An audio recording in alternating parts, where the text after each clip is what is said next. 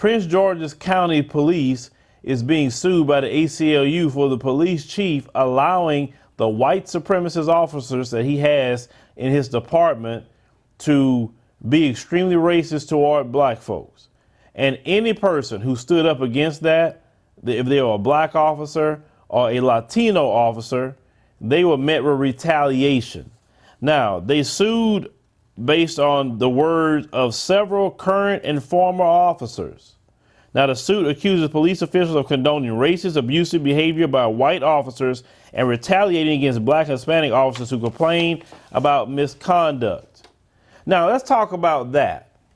I've met officers who have told me about things that happens on the police departments. And they also told me that they face not only retaliation, they can be fired, they can even be harmed or killed, someone can harm their families because they decided to speak out and say, hey, this is wrong. We're supposed to be law enforcement. We're supposed to be obtaining and upholding the law. And yet look at what other officers are doing. Because they have this demonic, this blue wall they talk about is a demonic wall. And the reason why it's a wall of devils is because this wall isn't based on truth and righteousness. Because if that wall were, then you would want every racist cop, corrupt cop out of the departments because it is hurting the integrity of the whole police department. You would want that guy on the force. But you have to understand, the origins of the police department was the slave patrol. That was evil, where you have people who were slaves and working for free and being beaten, raped, and pillaged. They run away to get away from that evil, and then your group is the one that's going to bring them back to capture, bring them back to slavery. And in the process of you bringing them back, you beating them, you raping them too. So the whole entity of the police department started off as evil. So why would we think that this so-called blue wall is based off of truth and righteousness? And then they have this attitude, it's us against them. How is it it's us against them and you're supposed to be living in the same country, same constitution, same laws, same everything, American citizens, but it's us against them? If you so-called loved your profession and want to protect it, then you want to make sure that no evil is among you in your ranks. Now, they stated that the police chief, Henry Stawinski, has allowed racism to thrive in the department since his appointment 2 years ago. And the unspecified monetary damages, including punitive damages, as well as a court order requiring the county to abolish racial discrimination within its department. So that's coming from the courts. They're saying you have a bunch of white supremacists running around here, and that needs to stop, and that needs to be abolished. Now, Stawinski said the Justice Department was investigating allegations in the department's employment practices discriminating against Hispanics and blacks. And at the time, the police chief stated he would cooperate with federal investigation and end the structures or practices that negatively impact officers, which was a lie. He didn't do anything at all.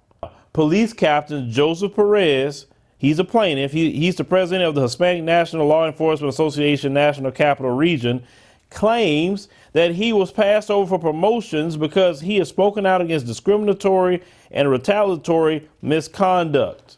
They said the minute you open your mouth and say, hey, that's wrong, guess what? You're not a team player anymore. You're a snitch. You broke that blue wall of silence, Perez said. This is what they do to the good cops. This is why people say, where's the good cops? Well, they're being terrorized.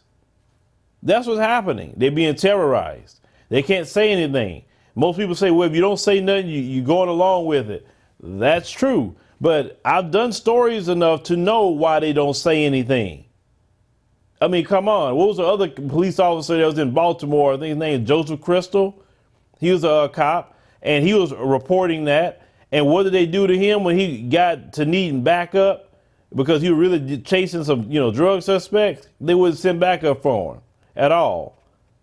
There was, threatening him, threatening his life, putting a dead rat on his police car. And these are cops that's doing this because they want to continue the corruption. And this is why you have a lot of white supremacists who call themselves ghost skins. They transfer that KKK robe to that badge, and that's why they don't want cops, no matter what color, calling them out and pointing out their behavior. And then they know the majority of white society is going to support the entity of the cops because they know that, hey, they're the enforcement wing of white supremacy. They're going to enforce my white privilege, enforce anything that I want to say and do that I did not earn at all. So yeah, I'm going to keep supporting that. Because there's power in just picking up and calling the police, and you possibly get a black person killed. There's some power in that. And the people who really hate black people make them feel good to see that happen to black people. But yeah, you got cops who is suffering and who's going through things because they want to keep the corruption on the police force. Now, the thing is about Prince George's County, it's 64% black, okay, and 27% white. Now, on the police force, whites account for 47% of police department officers, and with blacks, nearly 43%. Now, that part in itself is wrong. If you have a county that's majority black, well, then the officers need to be a majority black because they can relate more to the people there. I'm a firm believer of the cops should reflect the communities. That's how I look at that. What's wrong with that? But you notice anything that has to do with some sort of power, you will have a bunch of white males go flood that. And even if they will complain about the pay isn't good, they'll say, hey, the pay ain't good. But why is it you want to do that? You understand what I'm saying? They always want to be in some sort of position. They'll take supervisor positions that don't pay much. They'll say when they was a regular employee, they'll get paid 3 times more because of overtime, but they want to be in some sort of control. It's like it's in them to want to do that.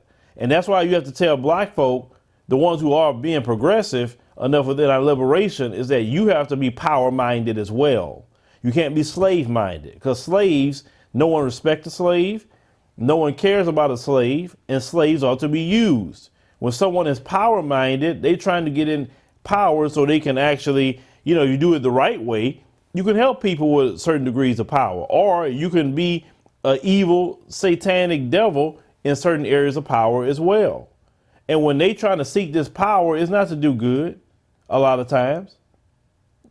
Not all of them, but a lot of them seek to do this because they want to have a get out of jail free card to harm black folk or anybody else they choose to harm, to plant drugs on.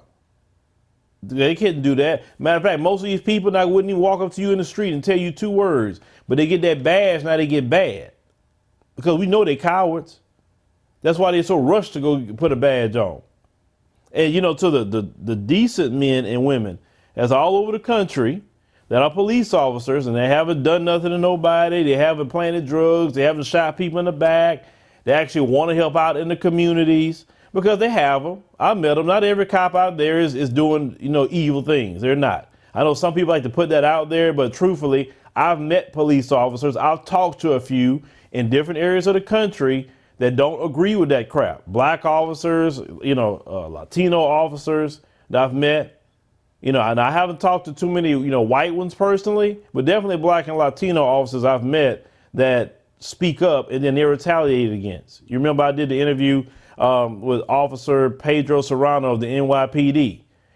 He's suffering in the NYPD because how dare he speak up? The other brothers that's in NYPD that's speaking up about the racism, how dare they speak up?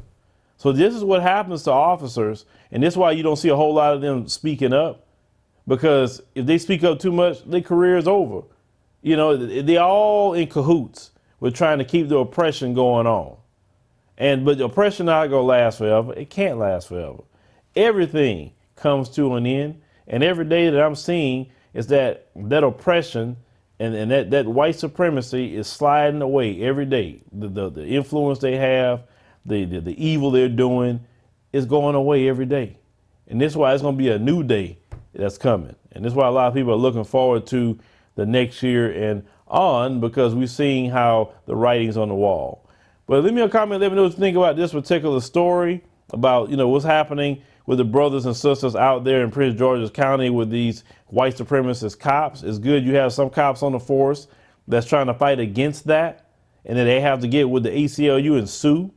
But this is just really what a lot of these police departments are. They want to be corrupt and racist against black folks and used as a wing of the Ku Klux Klan.